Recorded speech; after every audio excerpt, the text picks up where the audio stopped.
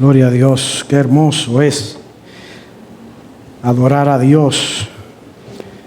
Hermoso es que Él se haya revelado en nuestras vidas para que nosotros ahora le adoremos a Él en espíritu y en verdad. Cuando nosotros no éramos pueblo, Dios en su misericordia nos hizo su pueblo.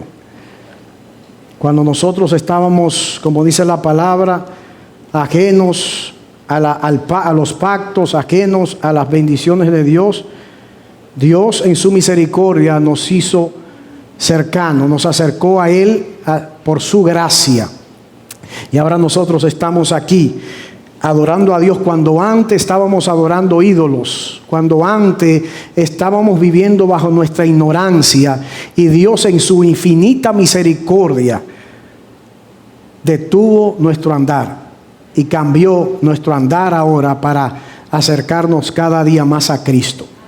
Esa era nuestra vida pasada, nuestro estilo de vida, era lo normal, era algo que estábamos acostumbrados de nosotros decir cualquier cosa y no sentirnos mal, porque esa era la costumbre ya en nuestras vidas. Nuestros pasos nos guiaban a nosotros a ciertos lugares donde no eran muy agradables a Dios, y nosotros era costumbre sentirnos como en casa. Pero Dios nos sacó de ese lugar, nos sacó de esa vida y nos dio ahora un nuevo estilo de vida, un nuevo andar que es en Cristo Jesús, Señor nuestro. Por eso la palabra de Dios dice que debemos despojarnos del viejo hombre cada día y revestirnos de Cristo Jesús. Así que es un gozo estar en la casa del Señor, no por nuestras obras, no por nuestras fuerzas, ni por nuestra sabiduría, sino porque así lo quiso Dios. Tú estás aquí porque así le plació a Dios. No porque tú estabas buscando a Dios, porque Dios no estaba perdido. Quien estaba perdido eras tú y era yo, pero bien perdido. Y el Señor nos encontró. El Señor extendió su mano de misericordia. Dice que con lazos de amor nos atrajo a su presencia. Y ahora nosotros estamos aquí en su casa, libres para alabar a su nombre, porque aquel que el Hijo os libertare será verdaderamente libre, y conoceréis la verdad, y la verdad os libertará. Bendito sea el Señor. Es decir, que no es como lo que vamos a leer acá, porque antes, como estudiamos esta mañana, éramos así, pero ahora no somos así. Ahora somos un pueblo diferente, un pueblo que tiene a Dios, que tiene fe y que tiene esperanza, que era lo contrario a lo que nosotros, a nuestra situación, a nuestra posición antes de la cruz. Estábamos sin Dios, sin fe y sin esperanza en este mundo, pero como Cristo envió su Espíritu, y su Espíritu nos selló y nos apartó para Él, ahora nosotros tenemos esperanza. Yo quiero en este día que estudiemos un salmo muy interesante, que es el Salmo 14. Este salmo, el Salmo 14, es muy compatible con el Salmo 53. Si ustedes notan, esos son los únicos dos salmos que son idénticos. Y los eruditos se matan diciendo que qué fue lo que pasó acá, porque se repitieron dos salmos. ¿Cómo es posible que hayan dos salmos que sean iguales en todo el sentido de la palabra? Unos dicen que probablemente el Salmo 14 se escribió primero, y luego entonces el Salmo 53 se tomó como un ejemplo para volver a enfatizar la importancia de lo que vamos a estar hablando hoy día. Pero lo importante es que ambos salmos enfatizan algo muy importante, no solamente para la iglesia, sino para aquellos que son necios. Y vamos a ver quiénes son los necios. También cuando algo se repite, nosotros sabemos que cuando algo se repite en la Biblia es porque el Señor nos está diciendo a nosotros: presten mucha atención. Esa era la manera de ellos enfatizar un punto que es de bastante importante en la Biblia. Y ustedes van a ver que las cosas más importantes, todo en la Biblia, en el Antiguo Testamento es importante, pero toma relevancia aquellas cosas que en el Nuevo Testamento se mencionan del Antiguo Testamento, porque Dios la mencionó por algo. Por algo la mencionó el Señor de todo el Antiguo Testamento, toma parte del Antiguo Testamento y lo expone en el Nuevo Testamento. Así que en el capítulo 14 de Salmos, esto habla de la necedad y corrupción del hombre. O sea, esto habla en realidad de la depravación universal del hombre. Si hay un capítulo de todo el Antiguo Testamento que habla de lo que es la depravación total del hombre, está acá. O sea que no en el Nuevo Testamento existía eso, o que vino a ser algo nuevo del Nuevo Testamento, la depravación, no. La depravación ya total estaba en el Antiguo Testamento, incluso en el Génesis capítulo 6, ya cuando el Señor va a destruir a la tierra y dice que le dolió haber creado al hombre. ¿Por qué? Porque en su corazón lo único que había era de continuo el mal. O sea, ahí vemos entonces una depravación total. Así que en este salmo nosotros vamos a ver lo que es el pensamiento de un ateo y cómo Dios le llama a un ateo, cómo Dios compara a una persona que es atea y cómo Dios le llama. La evidencia es que ellos no creen en la realidad de Dios o en la existencia de Dios, porque de acuerdo a su intelecto, de acuerdo al intelecto de ellos no asocian su razonamiento con las cosas espirituales. Nosotros entendemos que Dios es trascendente, por ende yo no puedo entrar a Dios, meter a Dios en un laboratorio y estudiar cómo es Dios, quién es Dios y sacar resultado de eso, porque Dios es espíritu. Por ende, Dios trasciende el tiempo y el espacio. Y lo que vamos a ver acá en este capítulo es que lo que sucede con el ateo, al ser necio, es que el ateo quiere divorciarse o quiere saca a Dios de su ecuación para él vivir una vida inmoral. No todos los ateos hacen eso, pero en su mayoría el problema del ateo reside en las demandas morales de Dios para con la vida del ser humano. ¿Por qué razón? Porque las demandas de Dios es que yo tengo una responsabilidad delante de Dios y de mi prójimo de comportarme de ciertas maneras y también de acatar las leyes puestas por Dios. En otras palabras, yo necesito someterme a ese Dios que yo no creo. Por ende, ¿qué es lo que yo voy a hacer? Me divorcio de las demandas de Dios para yo vivir como a mí me da la gana. Porque es muy fácil decir y es muy fácil vivir de la manera que yo quiera sin tener resultados errados, o sea, sin tener resultados que me vayan a enjuiciar. Si yo saco a Dios de mi ecuación, yo puedo vivir mi vida como a mí me dé la gana y yo no tengo que darle cuentas a nadie de mi forma de vivir. Eso es muy bueno. Pero lo que sucede es que Dios nos ha dado a nosotros leyes y Dios nos ha establecido moral y ética para que nosotros nos rijamos como seres humanos en este mundo. No estoy generalizando entre todos los ateos, pero la mayoría de los ateos quiere eso y desea eso, que Dios no exista para ellos vivir como a ellos les da la gana. Bueno, vamos a entrar en materia.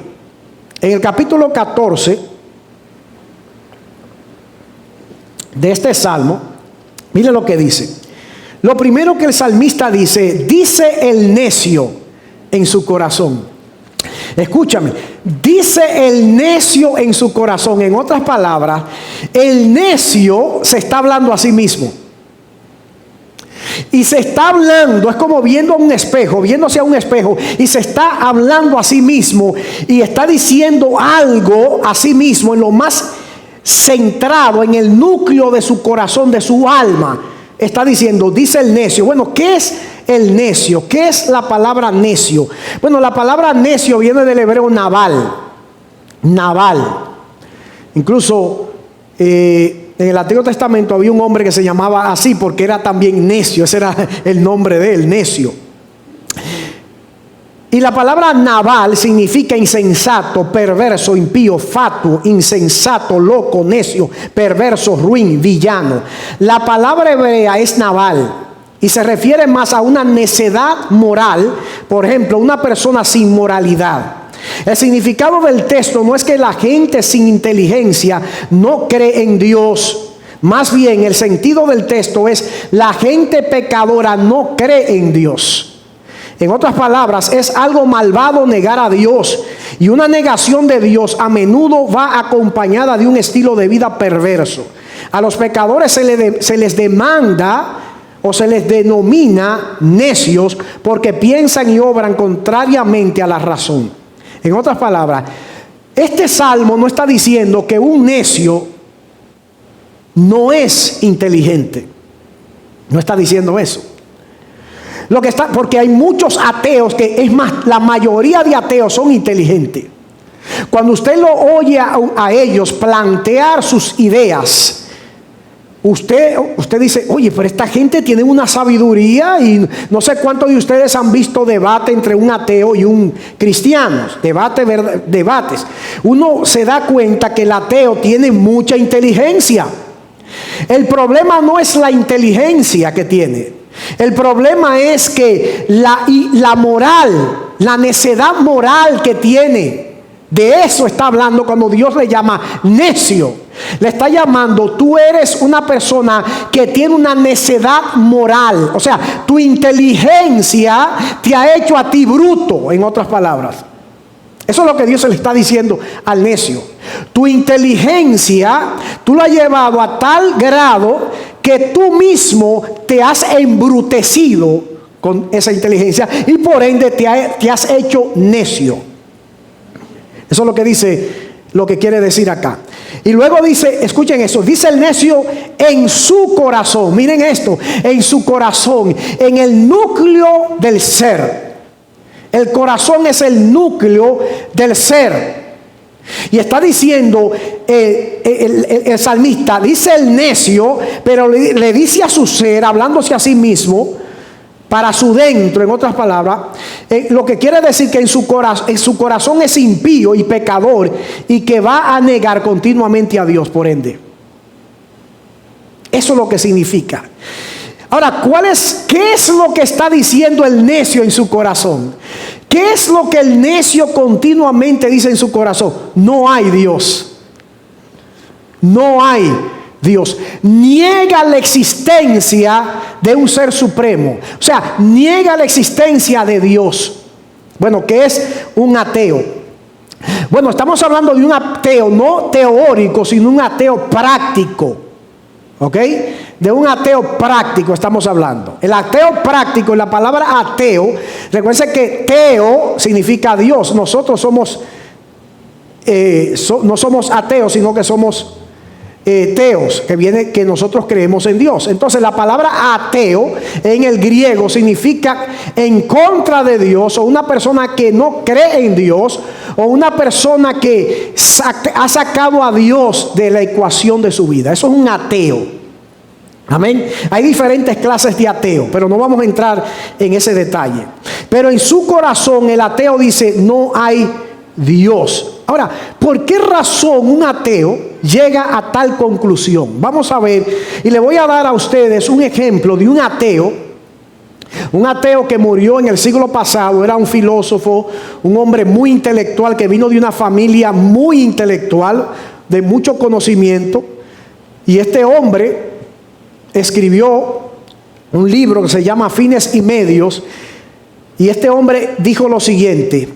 Su nombre es Aldous Huxley, que era británico, y él escribió lo siguiente. Y el deseo era de evitar las restricciones morales. Él escribió en esto: tenía motivos para no querer que el mundo tuviera un propósito, y por lo tanto asumí que no tenía ninguno, y que podía encontrar sin dificultad razones satisfactorias para esta suposición. El filósofo que no encuentra ningún sentido en el mundo no se ocupa exclusivamente de un problema de metafísica pura. También le preocupa demostrar que no hay ninguna razón válida por la que él personalmente no deba hacer lo que quiere hacer. Para mí, como sin duda para la mayoría de mis amigos, la filosofía del sinsentido era esencialmente un instrumento de liberación de un cierto sistema de moralidad. Nos opusimos a la moralidad porque interfería con nuestra libertad sexual. Los defensores de este sistema afirmaron que encarnaba el significado cristiano. Insistieron del mundo. Había un método increíblemente sencillo para refutar a estas personas y justificarnos en nuestra revuelta erótica. Negaríamos que el mundo tuviera algún significado, dice él. ¿Se dan cuenta? Lo que él quiere decir con todo esto es que nosotros los ateos, en realidad la mayoría, no todos, lo que deseamos es que Dios no exista, para nosotros darle rienda suelta a la sexualidad, a la vagabundería, que nosotros nos emborrachemos, que hagamos esto y lo otro, y que no haya consecuencias, que nadie nos tenga que juzgar por eso. ¿Por qué razón? Porque no hay más allá, porque después de la muerte no hay nada más. Por ende, si no hay propósito en la vida, si la vida carece de propósito, entonces ¿qué? Vamos a beber, como dice la palabra, vamos a bailar, vamos a hacer esto y vamos a hacer lo otro. ¿Por qué? Porque esa es la mentalidad de muchos ateos, no de todos, de muchos ateos. Y esta persona era uno de los ateos más prominentes del siglo pasado que dijo eso. Ahora vamos a ver el por qué razón los ateos, o Dios le llama a ellos necio. Esa palabra, hermano, ¿usted le ha llamado necio a alguien alguna vez? Es una palabra muy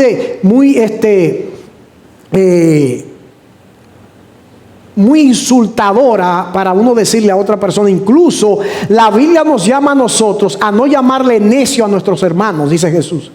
Que no le llame fatuo, o sea, no le llame necio a tu hermano. Y cuando tú tengas un problema, no le llame de esa manera. ¿Por qué razón? Porque heredarás el reino de las tinieblas, dice Jesús. El que le llama necio a su hermano. Miren a tal grado. Entonces el Señor dice, si hay algún problema entre ustedes, resuélvanlo. Antes de venir al altar, resuelvan ese problema. Eso está en Mateo. Entonces es muy importante que nosotros no usemos esa palabra para decirle o llamarle a nuestros hermanos. La palabra necio. Ahora, hay argumentos, y le voy a mencionar 5 argumentos, hay muchos más, pero hay cinco argumentos que voy a mencionar acerca de la existencia de Dios, acerca de cómo nosotros los teólogos, o cómo los teólogos y los filósofos han tomado ciertos argumentos para probar la existencia de Dios. Le voy a mencionar 5. El argumento cosmológico es uno de ellos. El argumento axiológico, el argumento ontológico, el argumento teleológico, el argumento del diseño inteligente y el argumento del ajuste fino. 6, hay más, pero 6 argumentos que existen. Le voy a dar solamente 2 ejemplos del argumento cosmológico y del argumento teleológico. Le voy a dar un ejemplo. Por ejemplo, ¿qué significa el argumento cosmológico del cosmos? Los cielos cuentan la gloria de Dios y el firmamento anuncia las obras de sus manos. O sea que Dios, en otras palabras, ha dejado sus huellas digitales en la creación. Eso es lo que significa lo cosmológico. Bueno, le voy a dar ejemplo. Por ejemplo, el argumento es este: el universo tuvo un comienzo. Todo evento o cambio debe tener una causa suficiente y preexistente.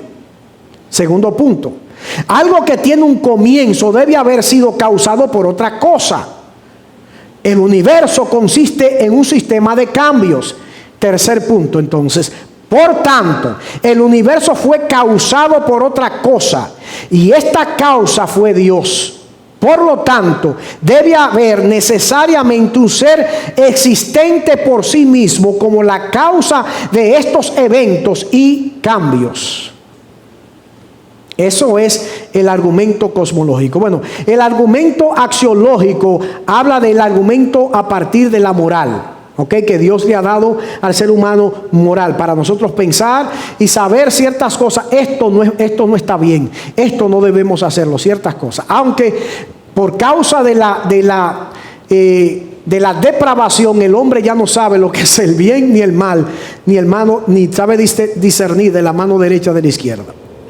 Ahora, el argumento ontológico tiene que ver con el ser. Cómo Dios nos creó, el ADN, el DNA, por ejemplo. Cómo Dios creó al ser humano, lo complicado y lo complejo que nosotros somos. ¿Cómo es posible que nosotros hayamos evolucionado de un mono? Eso se lo cree solamente una persona que tiene un coeficiente moral estúpido, en otras palabras, ausente de la realidad de la vida. ¿Cómo es posible que nosotros pensemos que nosotros a través de miles y millones de años evolucionamos a través de minerales? ¿Cómo es posible? Eso no, por más inteligente que aparentemente suene ese argumento, hermanos, eso no hace sentido, porque ¿quién estaba ahí para ver eso? Y si nosotros venimos y evolucionamos del mono, ¿dónde está nuestra cola? O sea, no hace sentido. Ese es el argumento ontológico. Vamos a ver el argumento teleológico. Telos, que viene de propósito, que es lo que estaba hablando el caballero que nosotros ahora hablamos, de ese argumento que él presentaba. El argumento que él presentaba es: yo no quiero saber de un argumento teleológico, porque no quiero saber que la vida tenga propósito. Porque si la vida tiene un propósito, entonces alguien tuvo que poner ese propósito. ¿Se dan cuenta? Entonces yo me divorcio del propósito establecido por un ser supremo, porque yo quiero vivir como a mí me da la gana. Y no quiero rendirle cuentas a nadie de mis acciones, de mis hechos. Pero la Biblia nos dice a nosotros que de toda palabra ociosa que hablaren los hombres aquí en la tierra, tendrán que dar cuenta delante de Dios aquel día. O sea, esas son las cosas, las demandas de Dios que hacen temblar a este tipo de personas. Entonces, el argumento teleológico dice lo siguiente, los 3 puntos. Primer punto: todos los diseños implican un diseñador. O sea, usted no ve una pintura, usted no se encuentra en el desierto donde no hay absolutamente nadie, una pintura, y usted dice que esa pintura a través de millones de años se formó a sí mismo. Eso es inaudito. O por ejemplo, usted no va caminando por el desierto y usted ve rocas que están, por ejemplo, una encima de otra, y usted dice que eso fue la causalidad o la casualidad. No, ¿verdad que no? Porque hay un orden de proceder, y donde hay un orden y un diseño, tiene que haber un diseñador detrás de eso. Entonces, todos los diseños implican un diseñador. Segundo punto: hay un gran diseño en el universo. Miren el universo. Miremos el universo, hermano, cómo está establecido. Las leyes que Dios estableció en el universo y cómo se rige. Cómo Dios le ha dicho a la mar: no puedes pasar de tu cauce. Ahí hasta le puso límites, dice la Biblia, al mar. Tercer punto: por lo tanto, debe haber un gran diseñador en el universo. Debe haber una mente diseñadora. Usted no se encuentra la Mona Lisa por ahí y dice que la Mona Lisa la pintó un mono. ¿Se dan cuenta? No fue una mona que la pintó. Fue una persona que tiene inteligencia y que tiene diseño acá que Dios dio. El argumento del diseño inteligente, que es más o menos lo mismo casi que el argumento teleológico, más o menos de la mano, porque hay un diseño inteligente. Pero el argumento del ajuste fino, a mí me encanta. Este es de los últimos argumentos que se han establecido. Y este argumento del ajuste fino es: ustedes se recuerdan los radios viejos, antiguos, que tenían ¿cómo le llamaban? El dial. Y que usted lo movía para exactamente, tiene que estar entonado en el dial exacto para que ustedes puedan escuchar esa emisora. Pero si usted lo movía un poquito, entraba. interferencia. ¿Se dan cuenta? Eso se llama el diseño del ajuste fino. En otras palabras, el diseño del ajuste fino dice lo siguiente: la tierra está colocada en el exacto lugar donde Dios la colocó y no puede estar en otro lugar, porque si está en otro lugar no puede haber existencia humana en ese lugar. Por ende, el grado donde Dios lo puso, el grado donde Dios los puso, si por ejemplo la tierra estaría kilómetros más cerca del sol, no pudiéramos vivir porque nos morimos del calor. Si la tierra estuviera un poquito, kilómetros alejada del sol, nos enfriáramos y no pudiéramos vivir aquí en este mundo. Pero está exactamente en el lugar donde Dios la estableció para que hubiera vivencia, para que hubiera existencia aquí en este universo, aquí en esta tierra. Ese es el Dios que nosotros le servimos. Por ejemplo, en este mundo existen ciertos detalles, como por ejemplo el oxígeno. Nosotros, si no tuviéramos oxígeno, no pudiéramos vivir en este mundo. Pero aquí Dios ha establecido una creación donde hay árboles que producen oxígenos, toman el carbohidrógeno y producen oxígeno para que nosotros pudiéramos respirar y tener oxígeno en esta tierra. Nosotros vivimos en una tierra donde hay gravedad. Sin gravedad nosotros no pudiéramos existir aquí en esta tierra. Hermanos, todo existe. ¿Y de dónde viene la gravedad? De la distancia de la luna a la tierra. Si la luna estuviera o la tierra estuviera más alejado, etcétera, etcétera, no pudiéramos vivir. ¿Por qué? Porque el mar entonces entraría a la tierra, o el mar se alejaría de la tierra dependiendo la distancia de la luna. O sea que todo está exactamente donde debe estar colocado.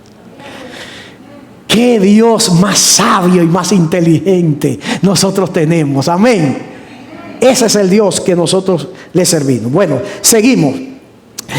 Continúa diciendo en este mismo versículo: se han corrompido. ¿Quiénes se han corrompido? Escuchen, hacen obras abominables. Recuérdense, son inteligentes, pero son inmorales.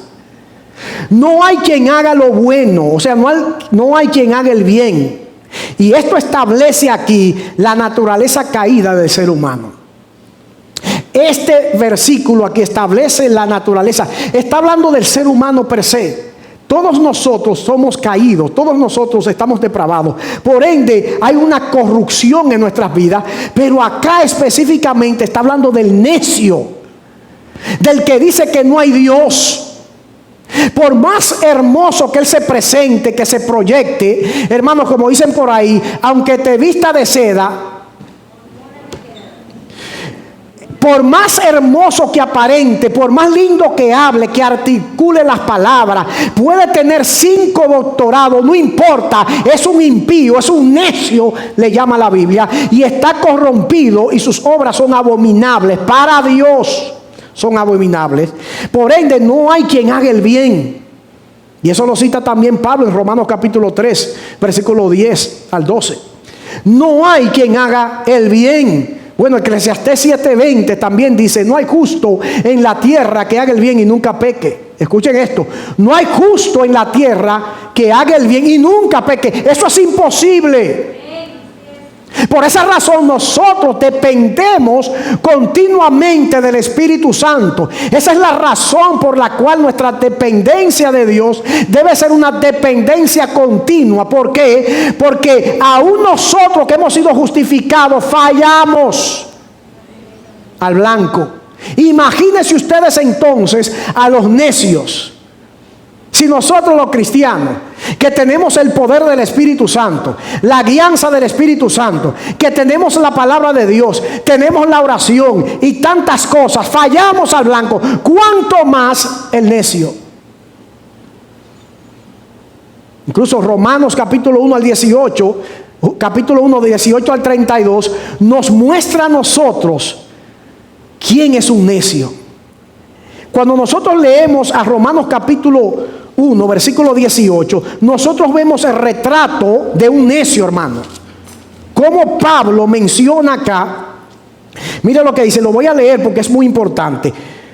Cuando Pablo dice, porque la ira de Dios se revela desde el cielo contra toda impiedad e injusticia de los hombres que detienen con injusticia la verdad, como el pasado miércoles, o no me recuerdo si fue el pasado miércoles, que estaban invocando a todos los ateos para que pongan un dedo, el del medio, a Dios. Que todos los ateos hicieran así a Dios. Miren lo que dice acá. Es para que ustedes vean la incongruencia de una persona que no cree en Dios. Si tú no crees en Dios, ¿por qué tú estás señalando algo que tú no crees? Es insólito. Es insólito. Amén. Pero aquí, como dice porque la ira de Dios se revela desde el cielo contra toda impiedad e injusticia de los hombres que detienen con injusticia la verdad. Porque lo que de Dios se conoce les es manifiesto, pues Dios se lo manifestó. Porque las cosas invisibles de Él, su eterno poder y deidad, se hacen claramente visibles desde la creación del mundo, siendo entendidas por medio de las cosas hechas, de modo que no tienen excusa. Pues habiendo conocido a Dios, no que conocieron a Dios, sino que Dios a través de la revelación general se reveló a ellos, a todos nosotros. Pero por esa razón no tienen excusa. Pues habiendo conocido a Dios, no le glorificaron como a Dios, ni le dieron gracias, sino que se envanecieron en sus razonamientos. Ahí está el problema. El problema del ateo es su inmoralidad, o sea, un razonamiento inmoral de Dios. Su necio, escuchen esto, ¿dónde reside el problema? Sino que se envanecieron en su razonamiento y su necio corazón fue entenebrecido. Su necio corazón fue entenebrecido. El problema está ahí. Profesando ser sabios, se hicieron ¿qué? Necios. Profesando ser sabios, se hicieron necios y cambiaron la gloria del Dios incorruptible. Miren el resultado de un necio. Miren el resultado de una persona que cree ser sabia, pero Dios lo hace. Miren esto. Miren cuál es. Y cambiaron la gloria de Dios incorruptible en semejanza de imagen de hombre corruptible, de aves, de cuadrúpedos y de reptiles, por lo cual también Dios los entregó a la inmundicia en las concupiscencias de sus corazones, de modo que deshonraron entre sí sus propios cuerpos. Escúchenme, ya que cambiaron la verdad de Dios por la mentira, honrando y dando culto a las criaturas antes que al Creador, el cual es bendito por los siglos. Amén. Miren el resultado de una persona inmoral, de un necio. Por esto Dios los entregó a pasiones vergonzosas. ¿Ustedes se recuerdan lo que dijo el filósofo?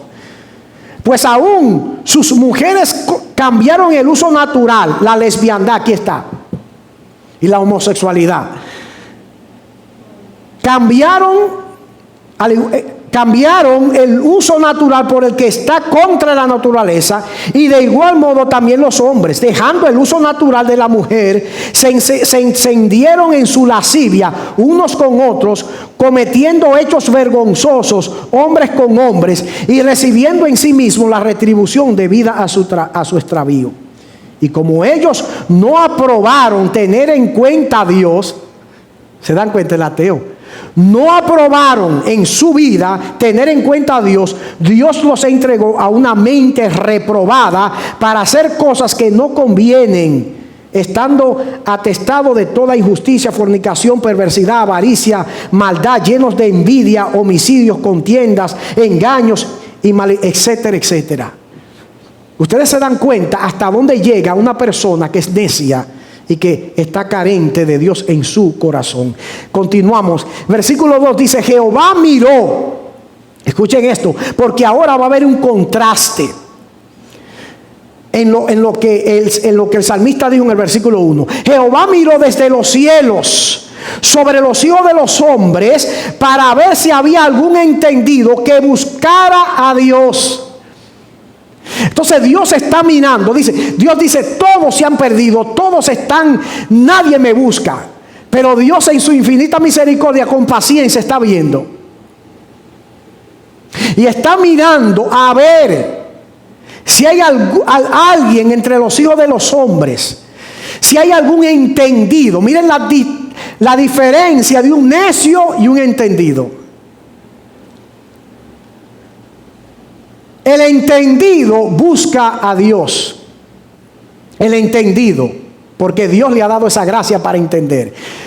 El entendido, para ver si había algún entendido que buscara a Dios. Cuando dice la palabra que Dios está mirando, es que con sinceros deseos Dios está buscando para saber si hay algún entendido. Algún entendido en contraste con el necio. ¿Se dan cuenta? El necio no es entendido. Lo que leímos en Romanos capítulo 1, no es entendido. Tiene mucha sabiduría humana, pero cuando tiene que ver con las cosas celestiales, con las cosas espirituales, como dijo Pablo en 1 Corintios 2:14, que el hombre natural no puede entender las cosas que son de Dios porque para él son locura, porque no la puede entender, porque se han de discernir espiritualmente. No la va a entender. Usted le puede explicar a un necio 20,000 veces quién es Cristo, qué es la Biblia, y va a entrar por un oído y se le va a salir por otro, porque es un necio. No lo va a entender. Escucha lo que dice la palabra acerca del necio. Proverbios 17:28 dice: aún el necio, cuando calla, es contado por sabio. El que cierra sus labios es entendido. Aún el necio. Aquellas personas que quieren debatir contra Dios, mejor que se callen, que se ven más bonitos así. De acuerdo a la Biblia. Eclesiastés 10:12 dice lo siguiente: las palabras de la boca del sabio son llenas de gracia, mas los labios del necio causan su propia ruina. Porque cuando ellos confiesan algo, se están hundiendo cada día más en su depravación. Porque de la abundancia del corazón habla la boca. Proverbios 13:20 dice: el que anda con sabios, sabio será. Mas el que se junta con necios será quebrantado. Eso es un estilo de vida. Veamos el versículo 13. Todos se desviaron, dice la palabra. Todos se desviaron, a una se han corrompido. No hay quien haga lo bueno, no hay ni siquiera uno. Romanos capítulo 10. No hay ni siquiera uno. Por ende, Dios está buscando, no encuentra a nadie. Entonces Dios tiene que hacer algo. Y vamos a ver cuál es el grito al final del salmista acerca de todo esto. Vamos a ver el grito de ruego hacia Dios concerniente a todo esto. Corrompido. La palabra corrompido significa echado a perder. Significa algo que se ha echado a perder. Versículo 4. Pregunta, dice el salmista: ¿no tienen discernimiento todos los que hacen iniquidad? Que devoraron a mi pueblo como si comiesen pan, y a Jehová no invocan. ¿Qué significa esto? ¿Qué significa no tienen discernimiento todos los que hacen iniquidad? O sea, en otras palabras, razonan, pero su razón está carente de discernimiento. ¿Me están escuchando? Ellos razonan, son inteligentísimos, pero su razonamiento está carente de discernimiento. No pueden discernir las cosas espirituales porque están ciegos a ella. Y por esa razón ellos se aferran tanto a lo que ellos han creído, entre comillas, o a lo que ellos le han enseñado o inculcado, porque lo han tomado como una verdad absoluta. Por ende, ellos son necios en su propio razonamiento. Proverbios capítulo 1 versículo 7 dice lo siguiente: el principio de la sabiduría es el temor de Jehová, y lo menos que hay en ese tipo de personas es el temor a Jehová. Los insensatos desprecian la sabiduría y la enseñanza. Por eso dice Efesios capítulo 5 versículo 15 al 16: mirad pues con diligencia cómo andéis, no como necios sino como sabios, aprovechando bien el tiempo, porque los días son malos. En otras palabras, la necedad es un andar, así como ser sabio es un andar también, es un estilo de vida.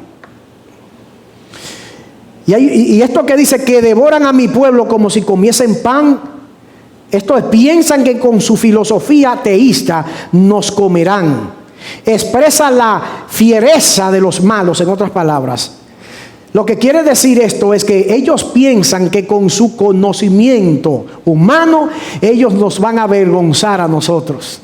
Ellos piensan que con su sabiduría humana nos van a avergonzar a nosotros. Usted no se ha encontrado con personas las cuales usted le predique el evangelio y ellos son más intelectuales que ustedes y ellos piensan que con sus intelectos se lo van a comer como pan a ustedes. Se van a burlar de ustedes por su conocimiento. Pero Dios se burla de ellos. Por esa razón dice al final, y a Jehová no invocan ellos. ¿Qué significa eso? Que a Jehová no adoran. Eso es lo que significa. Que a Jehová no adoran, no lo invocan. No está el nombre de Dios en sus labios. No se encuentra. Eso es un peligro. Versículo 5. Ellos temblaron de espanto porque Dios está con la generación de los justos.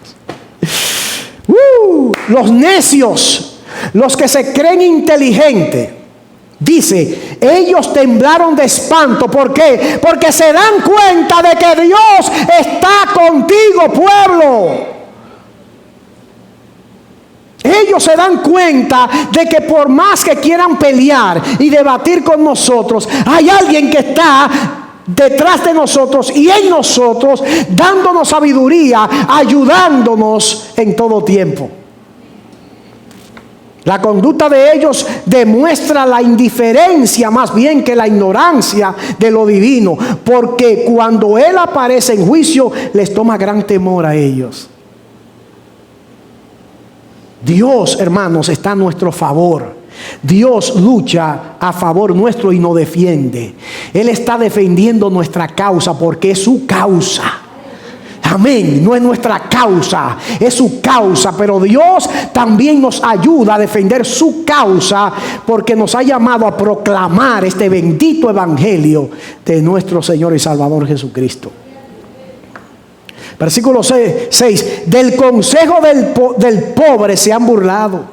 A nosotros nos consideran indoctos, nos consideran tontos. A la iglesia, usted no lo oye hablando a ellos. Por ejemplo, ustedes son unos ignorantes, ustedes han llevado cautivas sus mentes, ustedes son unos religiosos. Eso es lo que ellos quieren decir, somos unos tontos. Eso es lo que quieren decir ellos con eso. Ellos se burlan de nosotros, pero Jehová es su esperanza. Pero Jehová es nuestra esperanza, amados. Amén. Jehová es nuestra esperanza. Por eso dice la palabra de Dios, y vamos a concluir más luego con eso. No lo voy a terminar ahí, pero quiero que tengan ese pensamiento ahí, que Jehová es nuestra esperanza en el día del conflicto. Versículo 7, para terminar. Escuchen esto. Esto es hermoso. Después que el salmista hace un despliegue de lo que es el necio y de lo que es la depravación universal del ser humano, el salmista ve que ese cuadro es un cuadro depravable, es un cuadro que Dios aborrece. Y de repente en el versículo 7 él clama como un ruego. Él hace un ruego y dice: que de Sión saliera la salvación de Israel. Cuando Jehová hiciere volver a los cautivos de su pueblo, se gozará Jacob y se alegrará Israel. Pongamos aquí a la iglesia ahora. Ese clamor que hizo el salmista, ese clamor, luego miles de años después, se volvió una realidad en la persona de Jesucristo. Ojalá que de Sión saliera la salvación de Israel. De Sión salió, aleluya, la salvación de Israel. Pero no solamente de Israel, de todos los pueblos de la tierra salió la salvación de Sión. Jesucristo es la salvación. Esa oración del salmista se hizo una realidad.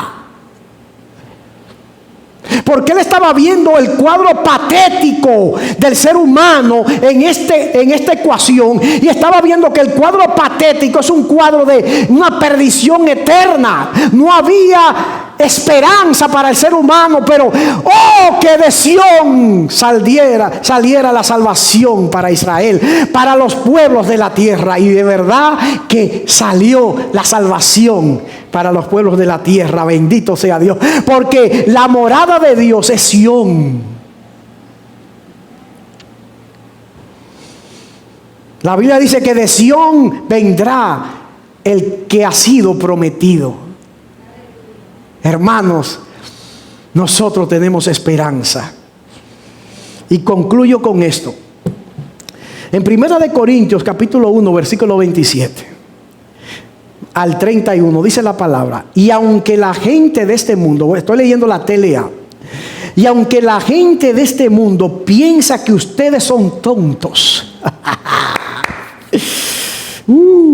y no tienen importancia, Dios los eligió para que los que se creen sabios, los necios, entiendan que no saben nada. Dios eligió a los que desde el punto de vista humano son débiles. ¿Cuántos son débiles?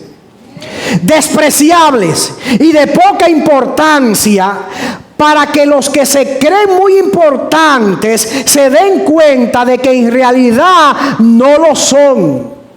Así, Dios ha demostrado que en realidad esa gente no vale nada. Por eso, ante Dios nadie tiene de qué sentirse orgulloso. Dios los ha unido a ustedes con Cristo, y gracias a esa unión ahora ustedes son sabios.